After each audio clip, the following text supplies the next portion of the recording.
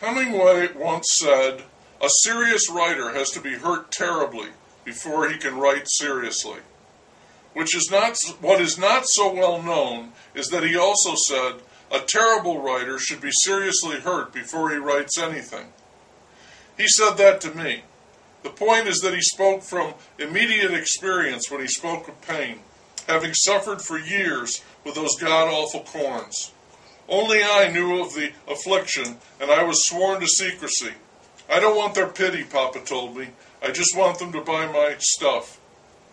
How well I recall the transatlantic phone conversations when a desperate, drunken man would call me up to bitch about his feet. I remember sipping Pernod, absinthe, and champagne in Paris, bistros and cafes, while Papa wondered out loud why toes had to be subjected to the cruelty of modern shoes.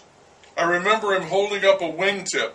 He said it belonged to Sartre, and he said, "Look, it's absurd. This is the basis of all existentialism."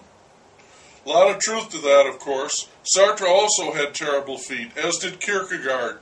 I told him, "Soren, with these feet you will never make that leap of faith." But that's another story. Hemingway, he was driven from his beloved Paris to the Caribbean for the simple reason that there he could wear sandals. Not that it did him much good. The fishing and tropical life were merely side benefits. He loved sports, most of them. Soccer he could not abide, for obvious reasons. He loved boxing, but he was an easy target because of his lousy footwork. He told me once that he would have married Marlene Dietrich, but she would not accept his feet. Papa was a very lonely man, I think, part cojones and part corns. Oh, he was a complex man, he was. A brooder, too much with the feet and too much with the thinking. That's probably why he drank so much. The foot, I remember him telling me once, at the end of a very long night, when the morning sun was rising, "The foot is a symbol for everything. Think of it, Doc." I tried to respond, but I was extremely drunk and tired, and he wasn't through. And the corn on the toe of that symbolic foot is emblematic of the human condition, he said. You know what I told him? "Knock it off, Papa," I said.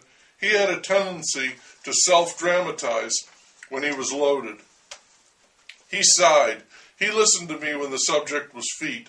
Then he said, rather sadly I thought, "A moment ago, Doc, I could have sworn I saw it all in perfect relation. Mercury, Achilles, Christ's bleeding feet, my corns, the foot soldier, the pilgrim, a blister I once got on the ball of my foot while chasing fires for the star." Don't forget he was drunk, and then he grabbed my arm and stared at me fiercely, a deep, burning, almost savage look in his eyes. I remember wondering if he were possessed by a mad angel of some kind, or the very devil himself. "We are the corn," he hissed. I tried to comfort him. Okay, Papa, I told him. "Fine, right, we're the corn." I didn't believe that, but you had to placate him when he got that way. I took him home and put him to bed, let him sleep it off, the drinks, not the corns.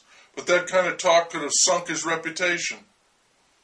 As he got older and the corns grew worse, Papa began to drink more and more.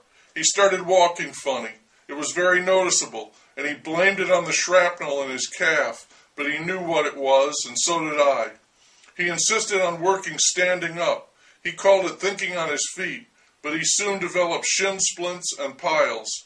These afflictions replaced the corns in his last works, which are considerably more somber and gloomy in tone, and pessimistic in their outlook. Before my eyes, Papa turned into a wreck of a man. I hated to lose him. He paid on time, always, and he taught me a good deal about suffering and literature.